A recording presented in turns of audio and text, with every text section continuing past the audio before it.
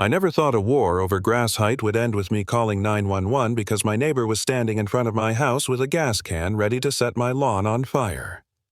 But that's exactly how it happened. One moment, I was sipping coffee on my porch. The next, I was watching Karen Whitfield, the self-proclaimed queen of our HOA, fumbling with matches as police sirens closed in. And it all started with a letter about my grass being 1 inch too tall. The first time I saw that envelope taped to my mailbox, I thought it was a joke.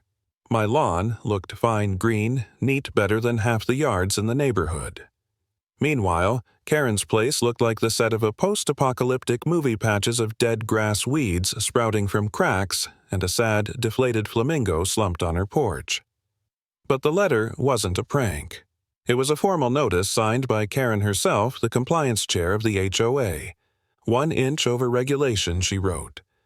Remedy immediately or face fines. I should have laughed and tossed it, but something about the smug way she strutted over later that day, clipboard in hand, sunglasses perched on her face like she was auditioning for a crime show, made me realize this wasn't a one-time thing.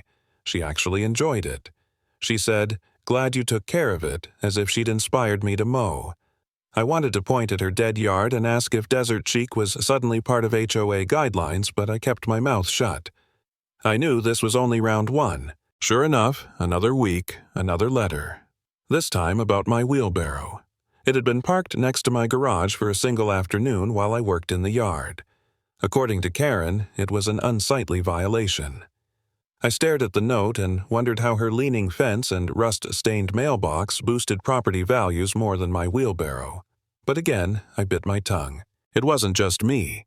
Old man Rodriguez across the street got dinged for leaving his Christmas lights up until February. The Petersons, who had 3 kids and 2 jobs each, got slapped with a fine because their garbage bin sat out until the morning after pickup. Karen thrived on this stuff. She strutted through board meetings like a dictator, lecturing neighbors about community standards while her own lawn turned into kindling. The breaking point for me was the roses. 2 bushes my late wife had planted, blooming red and full every spring. Karen sent me a fine claiming they extended too far into public view.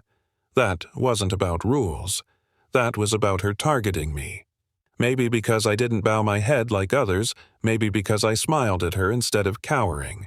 Whatever the reason that was, the moment I knew she'd decided I was her personal enemy. I showed up at the next HOA meeting determined to call her out.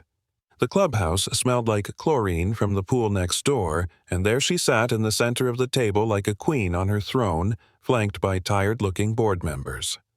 When it was my turn, I brought up the ridiculous rosebush fine. She leaned forward, lips curling, and said, "Rules are rules. If we let one person get away with overgrowth, soon everyone will." I could feel the room watching to see if I'd fold. Instead, I leaned back and said, "You're right. Rules are rules. I just hope you're holding yourself to the same standard." The flicker in her eyes told me I'd struck a nerve. Still, the letters kept coming. My mailbox wasn't the right color. My hedges were encroaching. Then, she accused me of operating a commercial landscaping business because I mowed twice in 1 week. That one cut deep. I actually sat at my kitchen table one night staring at her notice and thought maybe I should sell this house. Maybe it isn't worth the fight. For a few hours, I actually believed she'd won. I felt small, powerless, like I was being buried under paper cuts delivered on HOA letterhead. But then I thought about my wife's roses, about Rodriguez with his fixed income, about the Peterson kids getting yelled at for leaving sprinklers on. Karen wasn't just enforcing rules, she was preying on people who couldn't fight back. And I realized if I gave up, she'd keep steamrolling the rest of us. That night, I set up a camera in my front window. If Karen loved paperwork, I'd drown her in evidence. The footage came fast. Karen leaving her trash bins out 3 nights in a row. Karen's dog digging up the Petersons' flower bed. Karen wasting gallons of water at midnight hose spraying the sidewalk instead of her brittle lawn. I filed it all away. The next HOA meeting, when she read my supposed violations like she was presiding over court, I stood and laid out still photos of her own. "Perception matters," I said. "And this is what the neighborhood sees when they look at the compliance chair's home." For the first time, the smug smile slipped. The neighbors laughed. Rodriguez whispered, About time. From then on, the dynamic shifted. People started making jokes about Sheriff Karen. Kids saluted her mockingly when she walked by with her clipboard. The more she doubled down, the less power she had. But she wasn't finished.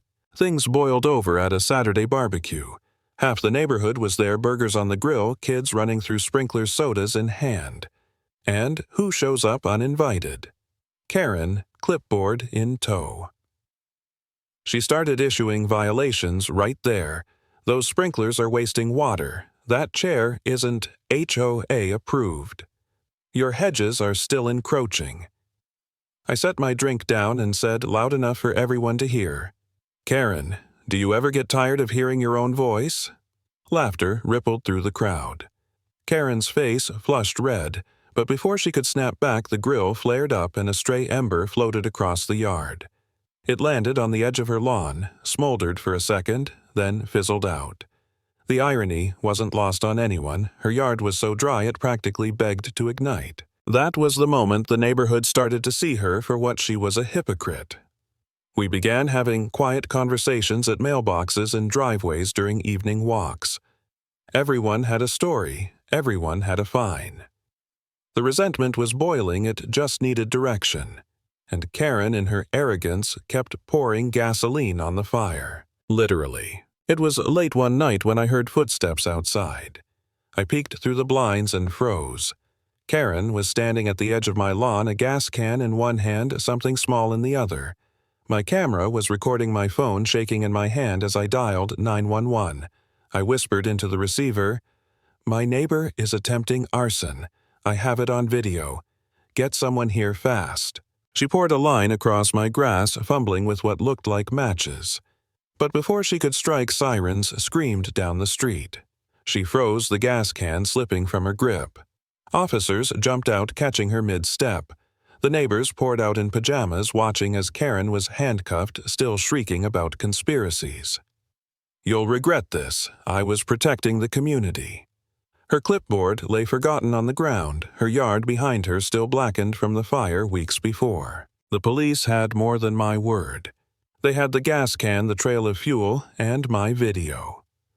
Karen's empire of fines collapsed in one night. At the next HOA meeting, the clubhouse was packed, every neighbor ready to see her stripped of power. I stood up with my stack of violation letters, photos of her yard, and finally the video clip of her attempting to light my lawn. If leadership means holding others accountable, I said, then it should start with holding yourself to the same standard. The silence was thick until Rodriguez tapped his cane against the floor and said, "Enough." The vote wasn't even close. By a landslide, Karen was removed from the HOA board. She stormed out, muttering about witch hunts, her reign finally over.